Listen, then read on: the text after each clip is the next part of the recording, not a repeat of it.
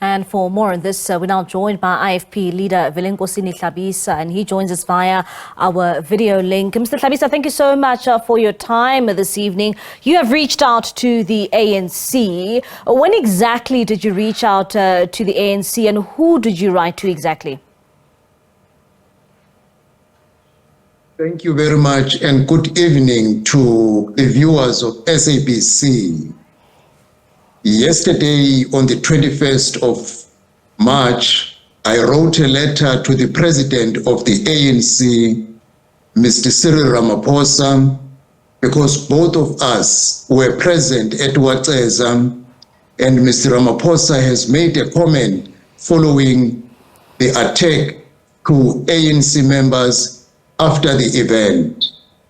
Having been approached by ANC leaders in KwaZulu-Natal, I felt that we need to escalate this discussion with the national leadership of the ANC and the national leadership of the IFP so that we come into a sustainable and last-long solution in terms of this violence. As we are approaching elections, we do not need tensions in KwaZulu-Natal. How urgently do these peace talks need to happen, especially during such a crucial time, like you are mentioning, that, the May 29 polls are just around the corner? This is very urgent because we do not need any tension, and we must uproot it as early as possible. As from today, we are waiting for the response from the president of the ANC so that we get the teams around the table. But I must say this, the IFP do not like the way the ANC is dragging us to violent activities, because up to now, they have not indicated how they drag the IFP into the incident, because that function was not a function of the ANC nor the function of the IFP. It was a function where the Zulu Nation was invited to celebrate the 110th years of King Inuzulu. But having said that, we do not want to see any disturbance in our communities, because we know how violence affected our country in the past. We need all to stand up and with one voice find a solution, and anyone who is found implicated must be taken to book. And then on that note, we do know that there's some sort of history when it comes to the ANC and the IFP, particularly when it comes to violence. And one would say that even if you draw back to 30 years ago, no one wants to see a repetition of this ever taking place in this country. And how important is it then for the two sides to at least find each other and to sit down on one table to iron out this issue so that it doesn't continue to have a ripple effect? That is why the IFP escalated the matter to the national leadership of the ANC, because we take this matter as a serious matter. It will not only affect the IFP and the ANC, but it will affect the whole country, because these are two main political parties amongst the predominantly supported parties by the black people, who had a bad history which must not be repeated.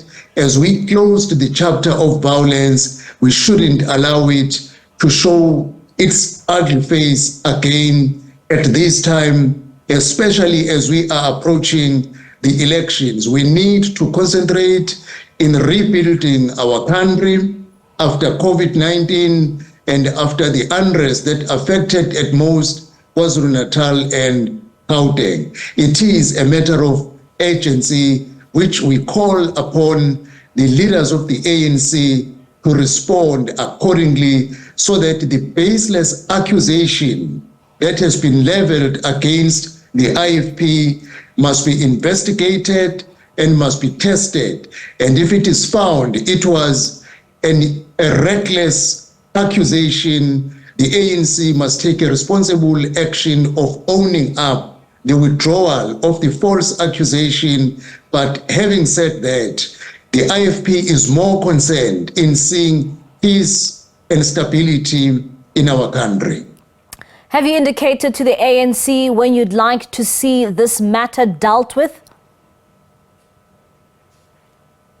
The letter, as I wrote it on a public holiday yesterday, it was an indication that I cannot wait for a working day to write it, but as a matter of urgency. That is why I said, as from today, we are waiting for the response from the president of the ANC, which we think he will do so at the earliest, so that this matter is arrested before it escalates. And earlier on in the week, we saw some of the comments coming out from the ANC in KwaZulu-Natal pertaining to its chairperson and going out of their way to also defend the chairperson of the ANC in KwaZulu-Natal. What do you make of those comments, especially now in light of you saying that we need to find each other, you and the ANC need to find each other as urgently as possible to prevent any more disruptions in the province of KwaZulu-Natal?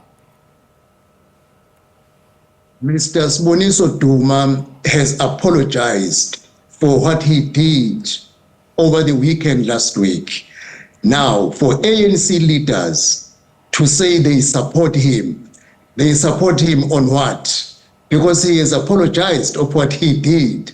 That is why we are saying all political leaders must refrain from making reckless statements which are not necessary, because this will not help our country going forward. Above all, we heard that they say they don't recognize the position of the traditional prime minister. I want to thank the president of the ANC, Mr. Ramaphosa, because he clearly demonstrated during the event at Watseza that he recognizes and respects the position of the traditional prime minister. So whoever say they don't recognize it because it is not legal, this position dates back to the period of Inkosi uShaka, and in other kingdoms in South Africa, we have traditional prime ministers, and even amakhosi throughout South Africa, they have Unduna Nkulu, which is a traditional Induna, which is senior amongst all, who is a link between Inkosi and Izinduna and Isizwe. And for anyone who rejects the position of a traditional prime minister, how are you going to engage the king?